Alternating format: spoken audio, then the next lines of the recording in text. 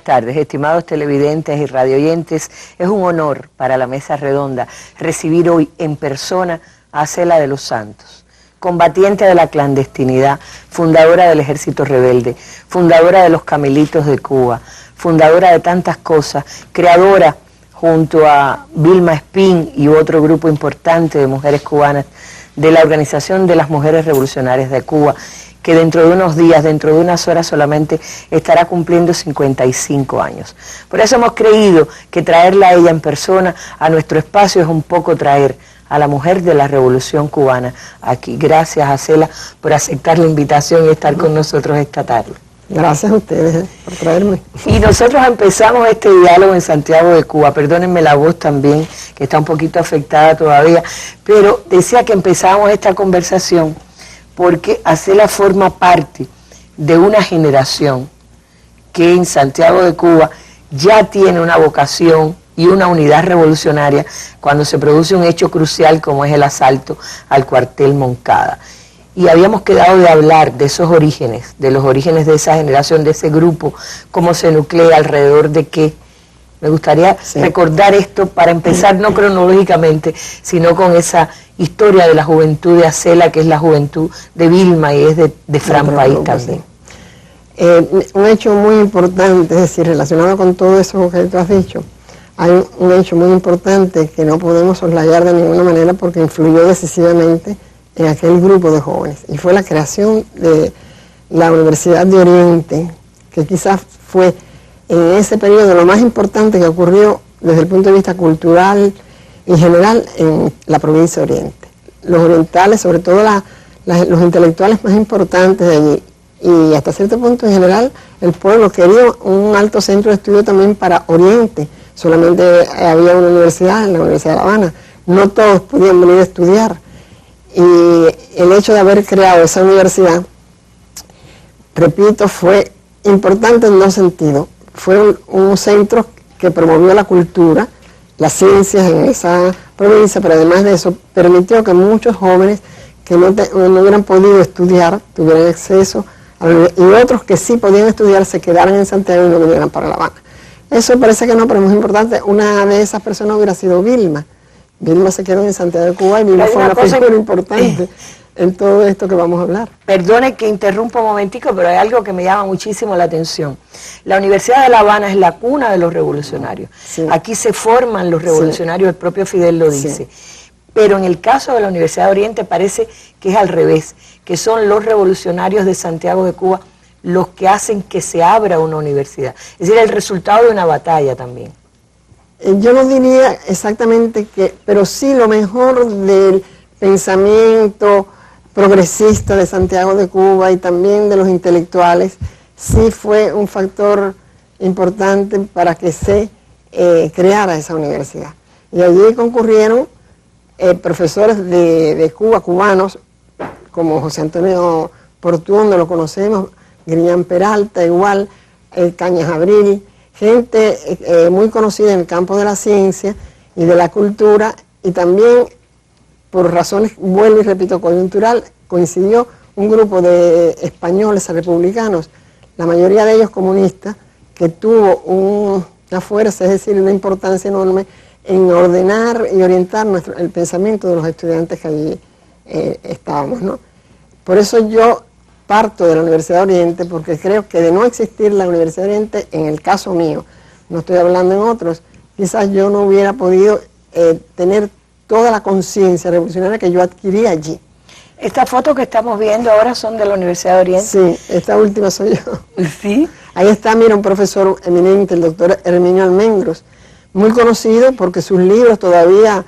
por ejemplo, Había una vez. Que con ese estudié yo, todavía se estudia, sí, los niños estudian Había una vez seguro. No, todavía. Ese es un libro de cuentos que recoge cuentos tradicionales de siempre, los clásicos, de literatura infantil, y él tuvo la virtud, ¿no?, de poder elaborar no solamente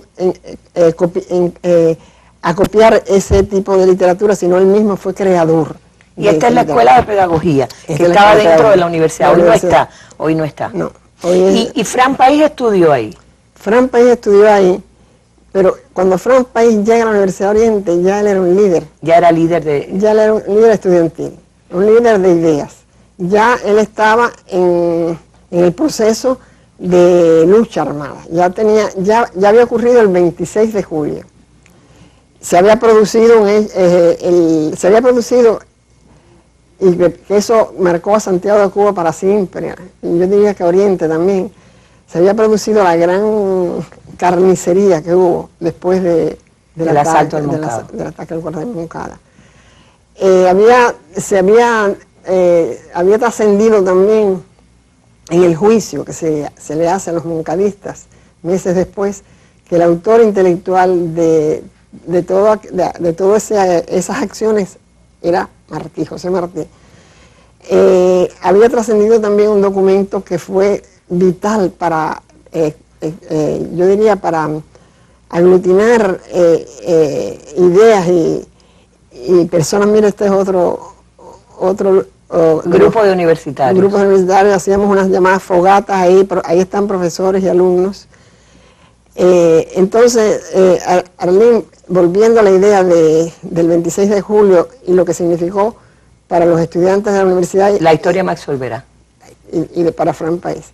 Aquel documento, que es un clásico de la historiografía cubana realmente, tuvo una trascendencia en nosotros, porque no solamente era un documento de denuncia, que nosotros la habíamos vivido en Santiago de Cuba, los crímenes cometidos, era una denuncia también de toda la corrupción que existía, de funcionarios, era la denuncia de Fidel de la necesidad de un cambio, pero además de un programa que se sucedería si se pudiera hacer una revolución, ¿no? Es decir, ustedes todos encontraron en aquel documento... En la historia de Maxwell Vera encontramos exactamente lo que la juventud de aquella época, desde antes inclusive del 26 de julio, era una juventud irreverente, no creía en políticos ni en politiqueros, pero no tenía la conciencia de que toda la lucha que había que enfrentar nos correspondía a nosotros como jóvenes de aquella época, ¿no?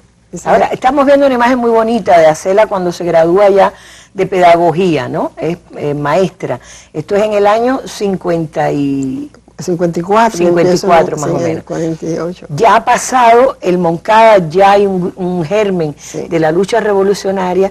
Acela llega a tener escuela. Usted no provenía, porque usted era amiga personal ya de Vilma en ese momento. Sí, de hecho, usted va con Vilma al Moncada, nos contaba en la mesa. En la universidad también hay algo muy significativo, ¿no? Los alumnos, había ahí como, cuando se inicia, había como 4 facultades o carreras, 4 o 5.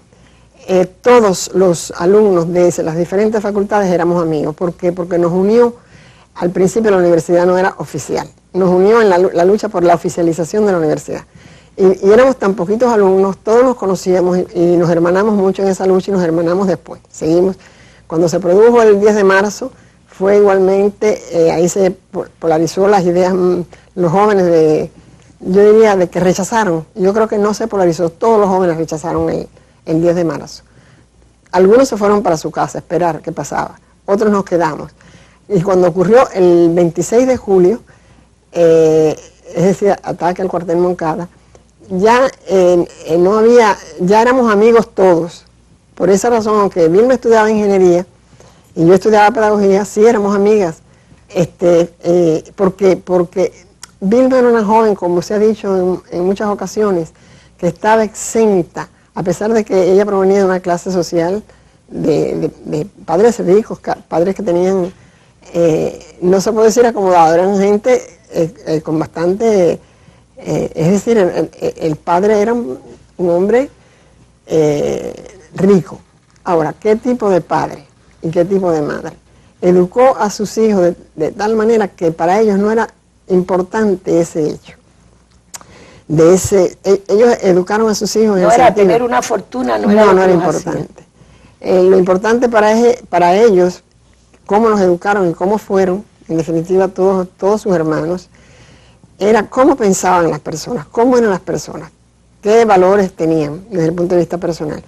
Y esto Vilma lo lleva a la universidad y llama la atención porque una joven como ella, bueno, pues y allí había de todas las clases, su grupo no era el de las clases más altas, sino el de las clases podía ser medias, y a lo mejor una persona de la clase alta, porque yo las he conocido también, gente muy, muy buena, de un pensamiento también progresista, revolucionario.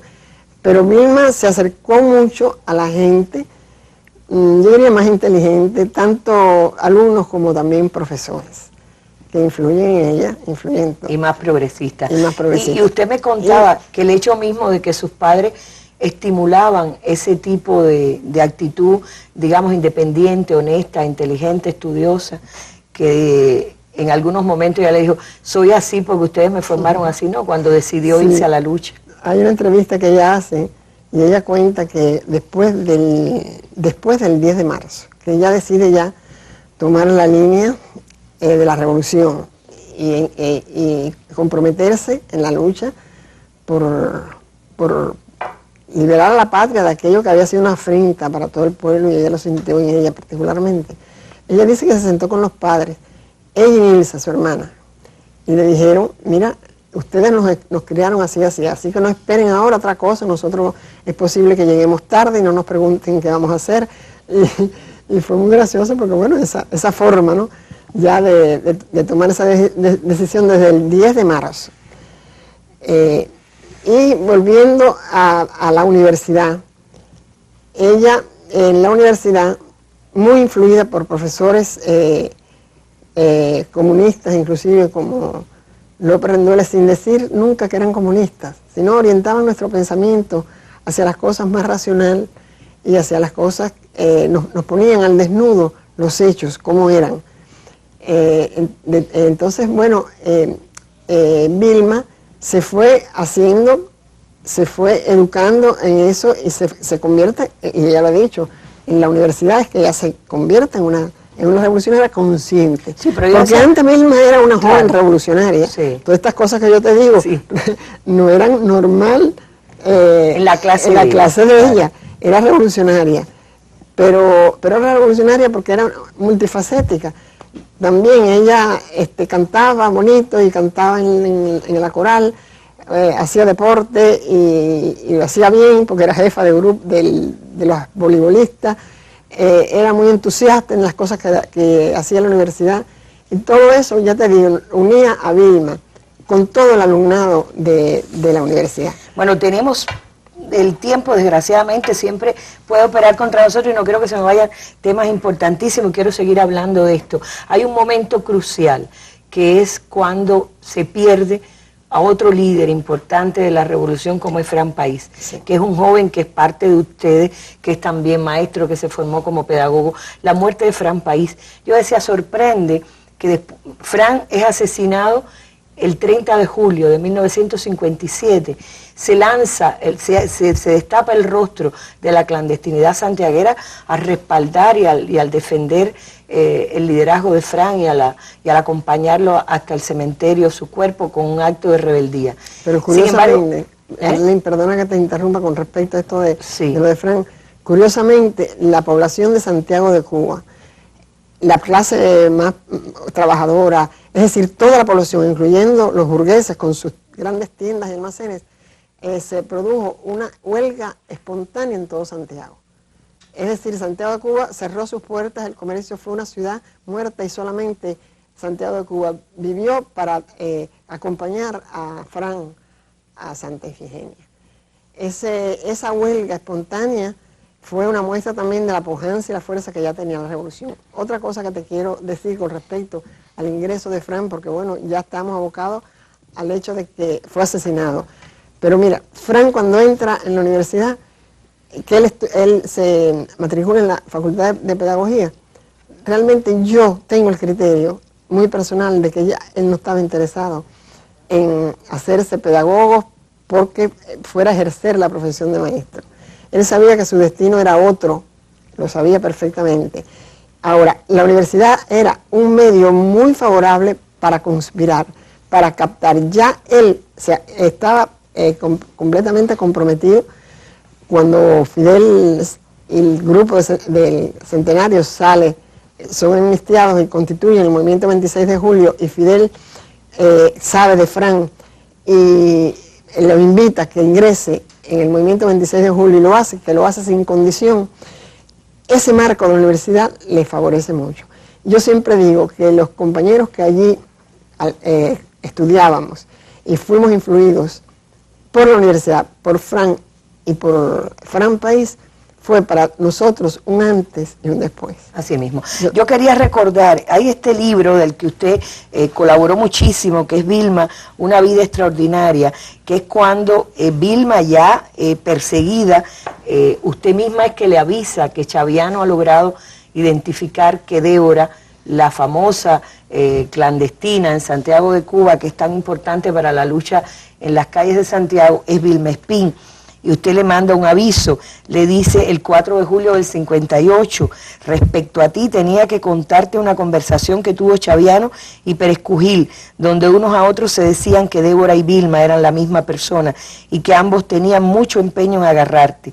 Todo esto con palabras obscenas. Así que la búsqueda tuya se acentúa mucho. Viene en la carta del 25, que es anterior de Raúl, 25 de junio del 58, desde el segundo frente le escribe a Anita, están reclamando a Vilma en Santiago porque Vilma ha ido a fungir como traductora en la operación antiaérea en el segundo frente. Y Raúl le responde, recibí tu nota de protesta y tal vez tengas un poco de razón, pero cuando pienso que por Fran hacer lo mismo, ya no lo tenemos luchando a nuestro lado, insisto cada vez más en que la rabilarga venga para acá. Si la agarran, la van a descuartizar. Tú te morirás de remordimiento y cargo de conciencia, y el movimiento habrá perdido dos grandes compañeros. Esto es muy interesante porque es la decisión de que ya Vilma se quede en el segundo frente oriental y hacia allá irá luego a Cela de los Santos a iniciar otro capítulo importantísimo en su vida y en la vida del país. Pero vamos a revisar el álbum de la vida de esta mujer que hoy nos acompaña, heroína del trabajo de la República de Cuba, Orden Playa Girón, y bueno, una de las fundadoras del Ejército Rebelde y de la lucha clandestina en Cuba.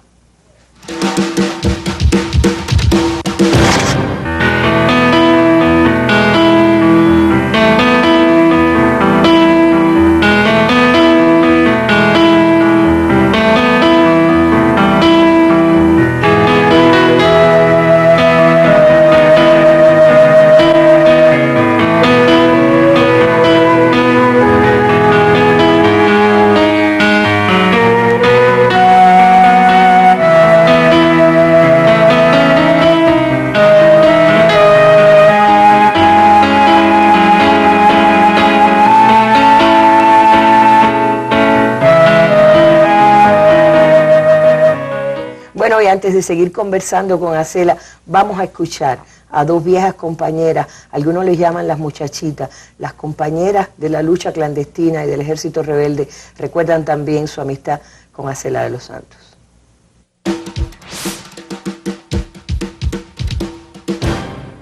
Yo era una adolescente en la etapa insurreccional y desde el primer momento Acela se ganó mi admiración por lo que ella era. Yo siempre le pedía acompañarla en las misiones que ella cumplía. Y ella le pedía permiso a mi mamá siempre para ver si mi madre accedía a que yo la acompañara. Y mi madre estaba de acuerdo porque yo iba con Acela. Entre mis recuerdos, el más significativo, por lo riesgoso que fue cuando fuimos a buscar a Vilma, que regresaba de la Sierra Maestra, después de una reunión con Fidel, la fuimos a buscar en las cercanías de Manzanillo. Traíamos municiones bajo nuestras sayas. O sea que era una situación muy difícil, porque estaba Vilma y estaban las municiones, dos cosas explosivas, pudiéramos decir. Acela con esa serenidad que siempre la caracterizó, y ese carácter alegre, hizo el viaje cantando. Y estaban de moda las canciones de Sarita Montiel y a ella le gustaba mucho cantar las canciones de Sarita Montiel y las cantábamos juntas. Y así, bueno, pues pasamos el viaje tratando de pasarlo lo más tranquilas posible y divertidas dentro de aquella situación difícil. En el campo de la pedagogía cubana de los últimos 60 años no se pudieran escribir sin contar con el aporte que dio a Cela y está dando aún a la pedagogía cubana. Que ella lo mismo trataba a un rebelde que fuese profesional, que era la minoría, que a un rebelde analfabeto, y se ocupaba y se preocupaba por todo y cada uno de nosotros. Y así nos inculcaba a los maestros que trabajaban con ella, de ayudar, no solamente a enseñar, sino también a crear una ética histórica, política, social, espiritual en aquel ambiente en que nosotros nos desarrollábamos.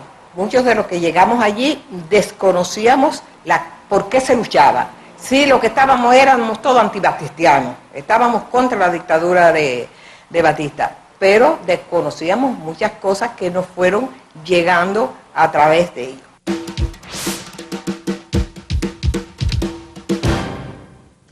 A Cela, en aras de aprovechar muy bien el tiempo, le decía, porque ahora viene un capítulo interesantísimo. Usted llega al segundo Frente Oriental, Fran País, que además lleva el nombre de aquel que había sido líder de todos ustedes también. Está Vilma. Vilma le pide que se incorpore para dirigir el Departamento de Educación. Algo que cuesta mucho imaginar. En medio de la guerra, usted va a dirigir un Departamento de Educación, pero esta es una de las originalidades y de los grandes aportes de Raúl, sin discusión. Estaba el germen del futuro Estado revolucionario. Cuéntenos un poquito. Bueno, cuando ya Vilma está integrada al ejército rebelde, Raúl la ha convencido que no puede volver a Santiago y ella lo acepta. Ella se incorpora a la comandancia central. Con Raúl la considera que ella desde el segundo frente ya puede seguir siendo coordinadora del movimiento 26 de julio en Oriente. Y así ella trata de realizar ese trabajo, además de otras tareas que asume allí. Realmente el segundo frente es una cosa que yo había estado antes, ¿no? Como creo que conté ya, donde Raúl me había planteado que cuando yo iba a hacerme cargo de esto. En el segundo frente, cuando yo llego, ya existía una serie de organismos, pudiéramos decir, político-administrativos, que sustentaban y apoyaban todo el esfuerzo por el desarrollo del ejército rebelde. Estaban las columnas, las diferentes columnas, que era la defensa de todo el segundo frente, no solamente la defensa, sino también la toma de posiciones y demás territorios en el segundo frente.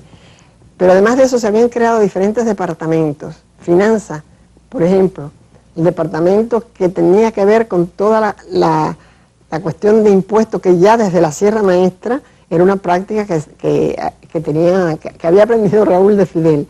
Entonces en esta zona del segundo frente fue muy importante porque era una zona rica. Existían muchos centrales en muchos lugares donde se le podía grabar con el impuesto. Por lo tanto, se crea el Departamento de Finanzas, se crea el Departamento de Sanidad, con Machado Ventura, que estaba al frente de eso como médico. Bueno, no me voy a detener en cada uno porque si no, no nos alcanzaría el tiempo. Y el de Educación. Se crea el Departamento de Propaganda, se crea el Departamento de Obras Públicas, ¿no? Que le llamábamos Obras Públicas, creo que. Por eso le decía que era un pequeño estado.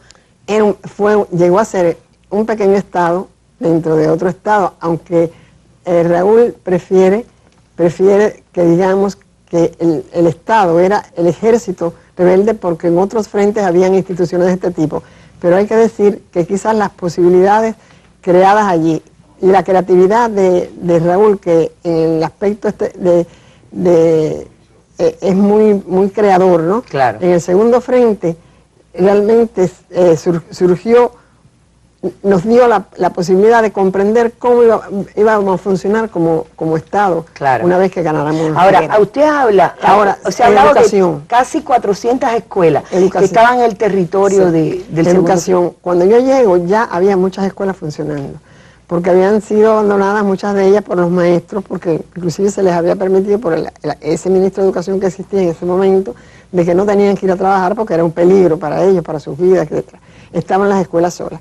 Y Raúl entendía y pensaba que se podía realmente echar a funcionar con maestros de la propia tropa o con vecinos, ¿no? Personas vecinas que pudieran alcanzar los niveles para poder fungir como maestro, ¿no?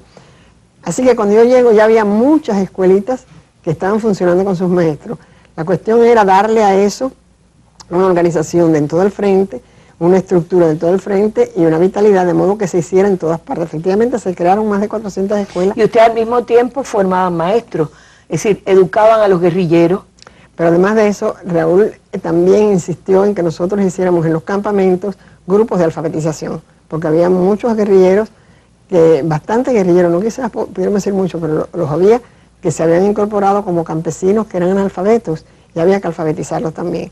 Eso también se hizo en los campamentos, en los diferentes campamentos a los cuales ellos pertenecían. En su álbum que poníamos ahorita se veían algunas fotos, ojalá podamos volverlas a ver, donde se ve usted con otra compañera, Ibarra, que está ahí, que era parte también, Zoila Ibarra, y el lugar que se designa donde radicaba el Departamento de Educación, la casa de Tumba 7, en Mayarí Arriba, que es una de las casas más lindas también que aparece aquí. Ojalá, yo creo que no hay condiciones para la foto en este libro, pero sí está en el álbum de Acela que veíamos ahorita.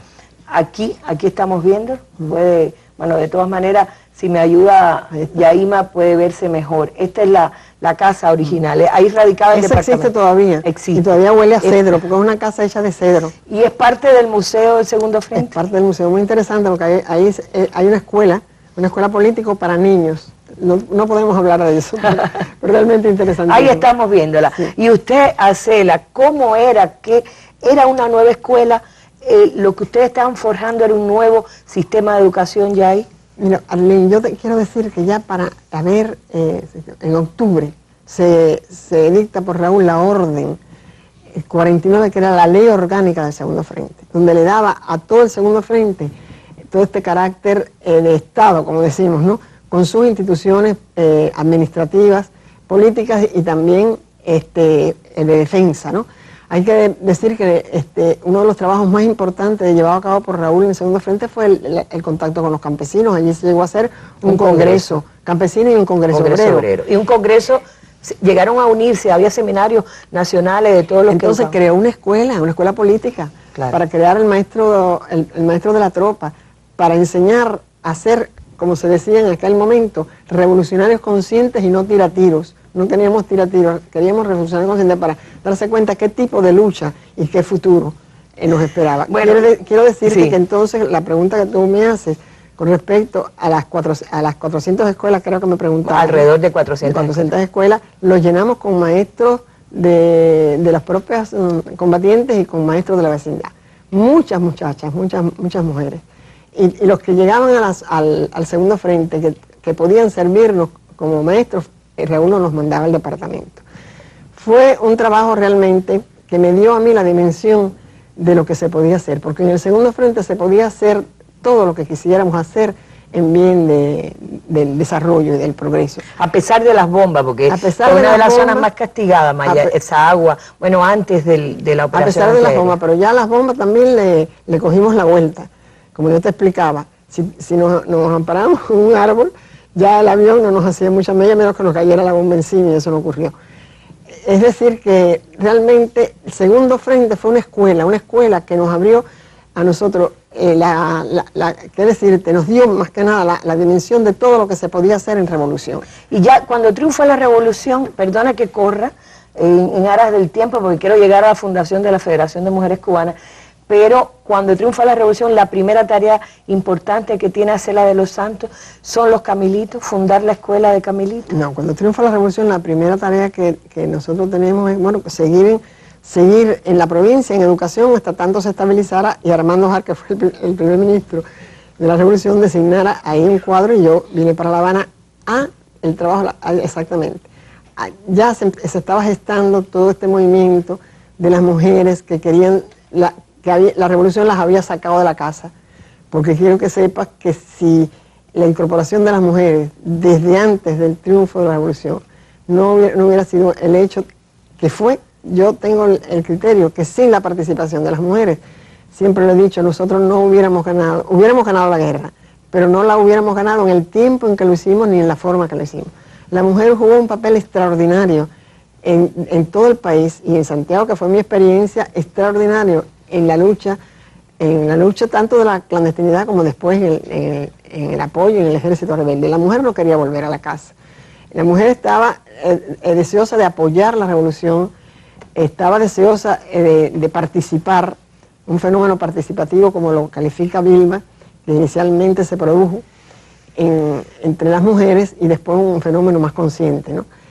Y este hecho hizo que se le pidiera a Vilma, se le acercaran a Vilma las demandas de las mujeres, por diferentes grupos de mujeres que ya existían. Pero yo no quiero llegar todavía a la federación, me queda para el último capítulo.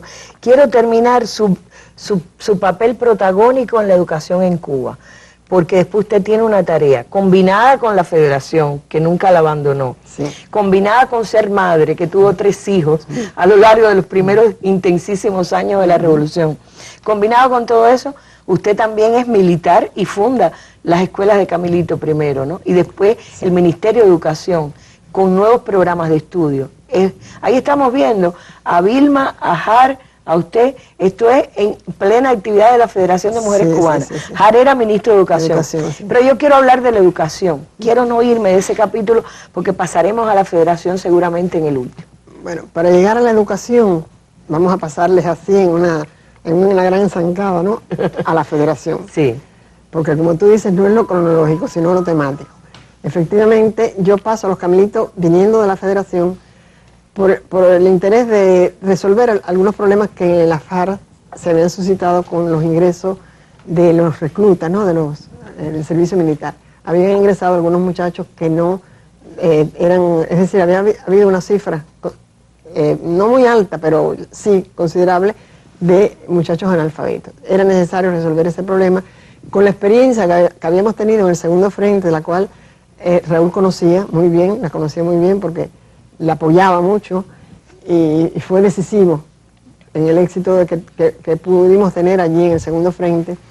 Él piensa que yo podía pasar allá y yo perfectamente lo acepté y como te dije, me impuse esta tarea como me impuse cuando llegué al segundo frente. Hacerla porque sí. ¿Cómo se hacía? Me hice de un grupo de gente que ya tenía experiencia, que podíamos en ese sentido pues trabajar y efectivamente logramos crear la sección de enseñanza que después vienen las escuelas militares Camilo Cienfuegos por una también iniciativa de Raúl para garantizar los cuadros de mando en las escuelas, para garantizar que las escuelas de cadetes ya fueran alumnos con esa motivación, con esos intereses militares, ¿no? Y que fueran además bien preparados. Y ha sido un éxito. Los Camilitos, fíjate que hoy yo te voy a dar una cifra que es muy significativa. Sí. El 53% de los generales hoy en día proceden de los Camilitos. Y el 49%, algo así, una cifra más o menos cercana a eso, de los coroneles provienen de los Camilitos. Y bueno, no voy a preguntarle porque en el programa que hicimos con su esposo ya nos hablaba usted del amor con José Ramón Fernández, pero es más o menos en esa época. No, es ahí, exactamente ahí. Cuando él era el jefe de la dirección, él era el viceministro que atendía escuelas de academia, y por lo tanto atendía la cosa de las escuelas que surgían de los Camilitos. Ahí nos conocimos en el trabajo y al principio discutíamos, pero después dejamos de discutir. Bueno, qué bonito. Viene un pequeño capítulo que es larguísimo y que daría para una mesa completa, y estoy hablando de ya los programas nuevos de la educación cubana, en que José Ramón Fernández al frente, usted viceministra de Educación, después usted fue ministra también de Educación. años intensísimos también. ¿Qué siente con respecto a la educación cubana? Es mi vida realmente. Yo siempre pienso como una maestra, yo siempre pienso en todas las cosas de mi vida, pienso como una maestra. ¿Cómo pudo con todo eso? Y, ¿cómo no? Podíamos con eso y con más. Mira, te dije al principio, la escuela que fue el segundo frente, lo que nos enseñó Raúl en el segundo frente, lo que nos demostró además que podíamos hacer. Después de eso, todo lo podíamos hacer Todo en fácil. favor de la revolución, desde luego. No creyéndonos nosotros que lo podíamos hacer nosotros, sino buscando la cooperación y buscando las mejores capacidades, la mejor inteligencia, oírlas y tomar decisiones, ¿no? Entre ellos, usted me hablaba hoy Clementina Serra, tanta gente buena Sí, que... Clementina Serra, más bien vamos a dejarlo para la federación. Ajá. Porque fue muy importante, porque fue la creadora de los círculos, misma la puso para la Eso cosa lo de los dejamos para el círculos capítulo infantiles. de la... Pero hay importantes educadores que también Sí, fueron un apoyo fundamental. Porque educación va a buscar el apoyo también en las ciencias, la Academia de Ciencias. Allí, bueno, trabajaron en los programas de física Curie, en los de geografía Cañas Abril, en los de matemática Campistrú, otro grupo de compañeros. Es decir, muchas personas que eran ya cátedras, habían sentado cátedra en sus materias y que apoyaron desde fuera como otro organismo. Mira, Mirta Aguirre escribió mucho para los niños del liceo, Diego también, en los libros que hoy se estudian, ahí están sus cuentos y están su aporte. Es decir, está la inteligencia cubana creando también los libros que todavía son y allí base cuando material fuimos de estudio. nos planteó Fidel revolucionar hasta los cimientos los conceptos de la educación. Ahí nos lanzamos entonces a la gran obra de Fidel que fue la educación. Nos lanzamos al perfeccionamiento del sistema, a crear un sistema educacional de tipos y niveles de educación que articularan de tal forma que no fueran impedimento para el acceso de los estudiantes en la misma medida que iban accediendo a niveles superiores. Pero eso fue también en planes y programas. Se crearon el Instituto Central de Ciencias Pedagógicas, que se vinculaba, ya te digo, con lo mejor de la intelectualidad que interesaba la educación, y el aporte de ellos fue muy extraordinario. Y hicimos el llamado perfeccionamiento de la educación. Se cambiaron todos los libros de texto, muchos de ellos todavía existen, los de matemática, por ejemplo. Los libros de matemática, que yo creo que sí, que ya hay que renovarlo, pero aquella matemática le decían matemática moderna, Sí. O matemática alemana le decían en aquel momento. Todo eso constituyó un factor muy importante para el desarrollo de eso que nosotros hoy tenemos, que es una potencia en la ciencia.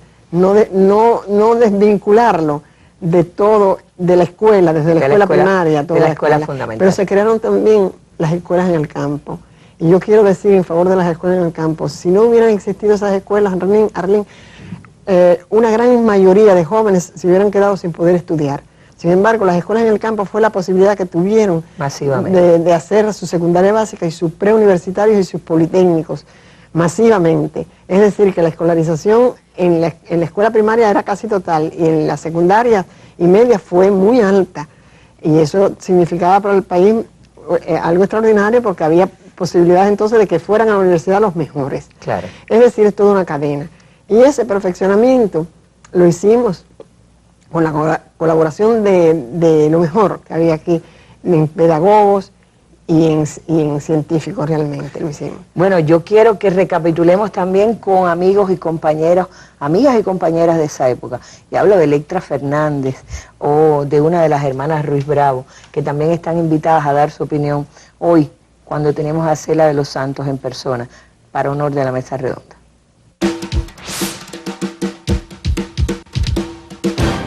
Desde el primer momento que se enfrentó como joven luchadora al golpe de Estado, comprendiendo lo que eso significaba para el país, y después al asalto al cuartel Moncada, viviendo esa realidad tan angustiosa que se nos dio a todos los santiagueros, yo creo que tuvo ya la definición de su vida y sus convicciones. Primera convicción, revolucionaria. Y la otra convicción, que es ser pedagoga, es es una convicción también muy fuerte, los deberes importantes que ella ha tenido que asumir y que no solo le han, digamos, consumido mucha energía, sino mucho tiempo también, no han hecho que ella abandonara a su familia a un segundo plano y a sus amistades cuando las necesitan también. Me considero privilegiada de haber podido durante tantos años estar cerca de una mujer que se pone tan cercana a nosotros, que se pone tan cercana a tus problemas, a tus opiniones, a tu vida, y eso se consigue en muy pocas ocasiones. Yo sí quiero destacar una acción que Acela organizó y preparó, muy riesgosa, porque fue el traer armas ligeras y municiones de Miami a Santiago. Esas armas había que traerlas aprovechando una moda que había de una falda muy ancha que las mujeres nos poníamos en ese momento. Un grupo de compañeras se ponían esas faldas y dentro se ponían una sayuela donde tenían las armas. Era un trabajo riesgoso porque había que pasar la aduana de Miami, el aeropuerto de La Habana, que ya estaba con mucha vigilancia de la tiranía. Había que tomar otro avión para ir a Santiago y pasar el aeropuerto de Santiago, que también estaba en un aeropuerto muy vigilado. Acela organizó, seleccionó el grupo de compañeras y participó muy a menudo, ella misma trayendo al frente del grupo de compañeras.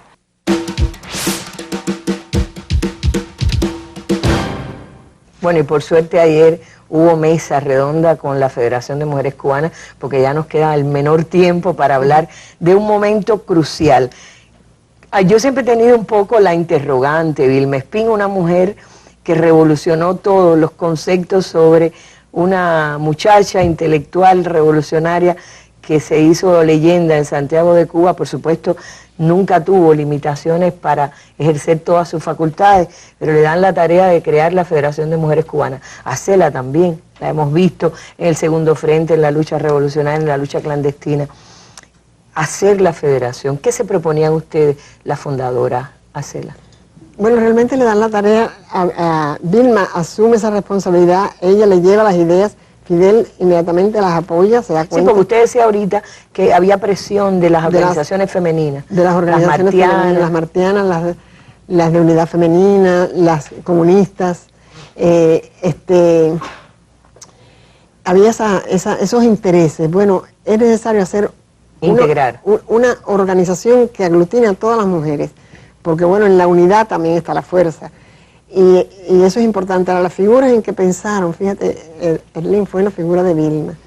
Vilma era ya una muchacha un poco, tenía una cosa de leyenda, ¿no? De que venía de la sierra, era ingeniera, era una joven revolucionaria, es decir, fue algo que quizás las mujeres la identificaron a ella enseguida como la que podía liderar esa organización. Y Fidel, bueno, estuvo de acuerdo plenamente, absolutamente, en que se creara la federación. Mírala ahí, esos fueron los primeros tiempos. Esto es el 23 de agosto del año 60, sí, hace 55 años, cuando se crea la federación. A mí me gusta mucho esa imagen, porque usted hablaba, me comentaba hoy cuando estábamos, antes de empezar el programa, de la euforia femenina, que se salió a las calles, mujeres que hasta entonces solo habían vivido para cocinar, coser y atender a la familia, empezaron a exigir un lugar en la sociedad. Eran los conceptos realmente, y además de conformidad de las mujeres, ¿no? También era lo que tradicionalmente ocurría. Vilma siempre decía que el problema de de la discriminación de la mujer y el problema de género no era que naciéramos hombres o mujeres, sino que nos educaban para ser hombres o mujeres. Era el sexo social, decía Vilma. Sí. Y es verdad, la cuestión no era que una mujer no pudiera hacer todo lo que hoy en día se propone y hace, sino es que le estaba vedado en el trabajo, en el hogar, en la sociedad le estaban vedado muchas cosas para mujeres nada más. Ahora, usted me ha dicho una cosa sorprendente, se ha hablado mucho de los círculos infantiles y ahí estamos viendo aquellos círculos que también se decide que no se llamaran guarderías, que no era para guardar niños, sino para educarlos y formarlos. Y usted me decía que ya Vilma tiene un concepto muy revolucionador con los círculos, y es que no, en la enseñanza de los roles, que no esto es para los varoncitos, esto es para las hembritas, que se enseñara de todo a todos. Así mismo. Y ahí viene como el germen también de lo que sería luego la batalla contra la homofobia y contra todo tipo de discriminación. Así, Vilma, desde que empezaron los círculos, estuvo muy claro que los programas de círculo, los programas educativos de círculo se hacen a través del juego, por las edades de los niños. Y esos juegos eran justamente los roles que cada uno de los niños tenían que tener en esa actividad lúdica, ¿no? El caso es que ella decía, niños y niñas la misma cosa. Entonces había la alarma de muchos padres que llegaban a buscar a su hijo al círculo y lo encontraban con una muñeca. Pero bueno, se fueron, porque eso fue maravilloso también, la influencia que Vilma ejerció en las mujeres, Erling. Era una cosa, yo diría a veces como mágica, tenían tal confianza en ella, ¿no? Que, bueno, ella salía también en exposiciones públicas a defender esas posiciones. Desde el círculo infantil ya se empezó, pudiéramos decir, la lucha por el género, para evitar estas cosas sexistas, esa discriminación por el sexo. Yo quisiera hacer una pausa porque me queda un álbum de Acela, y este álbum de Acela es muy entrañable porque aparece muchas veces en su vida personal y en su vida familiar, unida con Vilma y Raúl, porque son además como amigos de toda la vida. Hay una unión que empezó desde la adolescencia y la primera juventud, pero tiene mucho que ver, Vilma, ella está aquí por ser la heroína del trabajo, por ser la fundadora del Ejército Rebelde, por ser Orden Playa Girón, por ser una gran pedagoga, pero por ser también amiga de esa mujer que será para siempre, como se ha dicho también eternamente, la presidenta de las mujeres cubanas.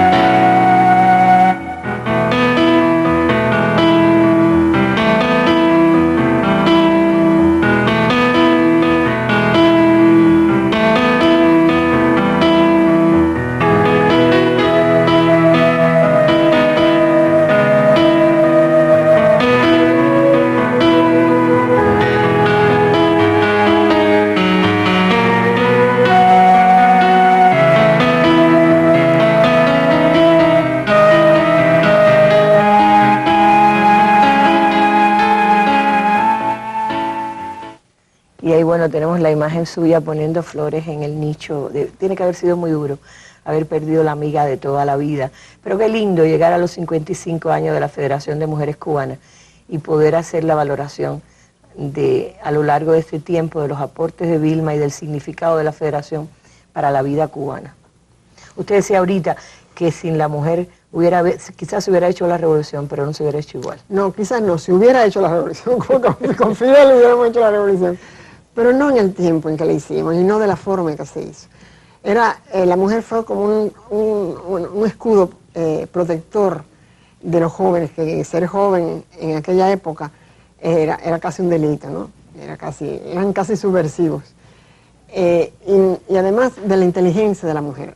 Por ejemplo, la inteligencia de Vilma en la lucha clandestina. Hay que ver que cuando ella se va para el segundo frente, Vilma ya se ha forjado en la lucha, y Vilma se quedó después de la muerte de Fran País, se quedó como jefa, hasta tanto se designaron los compañeros por Fidel, se quedó como jefa de todo en Santiago de Cuba, de todo el movimiento 26 de julio.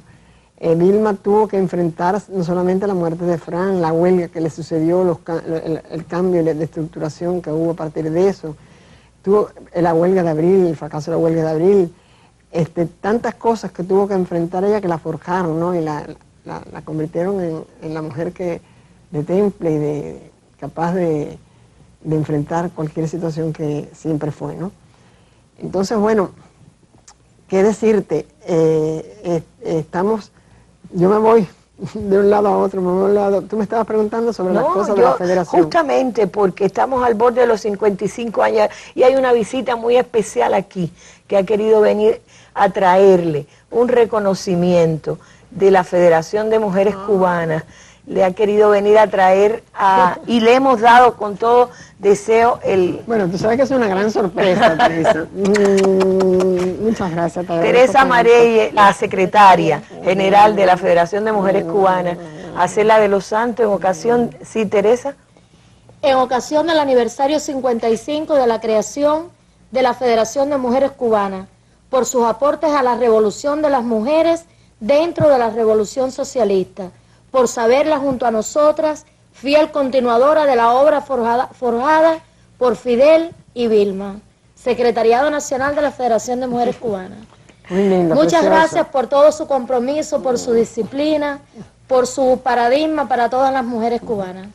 Gracias a ustedes, Teresa, gracias. Nosotros no tenemos cómo agradecerle de verdad a la Federación cómo en este periodo duro en que tuviste que asumir la dirección, cómo has llevado todo eso muy bien, cómo has mantenido el fervor, el espíritu, y además el legado de Vilma, ¿no? Porque Vilma nos legó tantas cosas y cómo estas mujeres nos mantienen. Bueno, yo quería justamente, gracias a Teresa por elegir la mesa redonda para el homenaje a Cela, que es reconocida por la propia familia de Vilma como la mejor amiga, como su gran compañera de batalla y como esa mujer que también no le regalaron ni la Orden Playa Girón, ni Mariana Grajales, que la puso en su pecho Fidel, la ganó combatiendo, educando, formando generaciones nuevas. Gracias por haber estado con nosotros en este aniversario, por contarnos esas cosas. Siempre es poco el tiempo, pero yo le decía, hay un estilo Vilma, que ese estilo lo lleva a Cela también, de una generación que identificó a la mujer cubana con la feminidad más grande, es decir, se podía ser luchadora, revolucionaria, tener una pistola al cinto y ser la mujer más femenina del mundo, y ser dulce y ser inteligente y sobre todo escuchar y darle espacio a todas las mujeres. Decía Cela, y aquí voy a hablar yo por ella para que el tiempo nos alcance, que cuando Vilma le puso el pecho y se dio cuenta en el atraso y la exclusión que vivía la mujer cubana, se asustó. Y entonces empezó una revolución dentro de la revolución. Como lo dijo Fidel, Fidel lo dijo que la Federación había provocado una revolución dentro de la revolución, en el año 74. Y hoy usted es símbolo de esa revolución. Vamos a despedir a Cela de los Santos. Con ella hemos querido traer a Vilma también a nuestro estudio. Está seguramente su espíritu entre nosotras cuando se van a cumplir 55 años de esa obra de la que fue paradigma, es todavía eterna presidenta de la Federación de Mujeres Cubanas. Me dice Vilma, como dice Cela, si cantaba, cantaba bien, si actuaba, actuaba bien, todo lo que hacía, lo hacía de manera, y además era una mujer linda por dentro y por fuera. Nos despedimos con Vilma cantando. Dice, porque además no elegía cualquier canción, una de las canciones que le cantaba a la patria. Así mismo. Gracias y felicidades. Bueno, muchas gracias a ti, Arlene, por esta comparecencia que me ha dado la posibilidad de decir algunas cosas que yo creo que pueden servir, ¿no? Porque eso es importante decirlo, porque pueda servir a las nuevas generaciones, ¿no? Y entonces, bueno, también por cómo has conducido el programa. Muchas gracias. Gracias, Acela. Gracias, y nos vamos con Vilma. Vamos a recordar que hace 55 años cambió la historia de nuestro país para suerte de todas las mujeres. Hasta un nuevo encuentro en la mesa redonda. Felicidades. Ay, que decía mi perdón.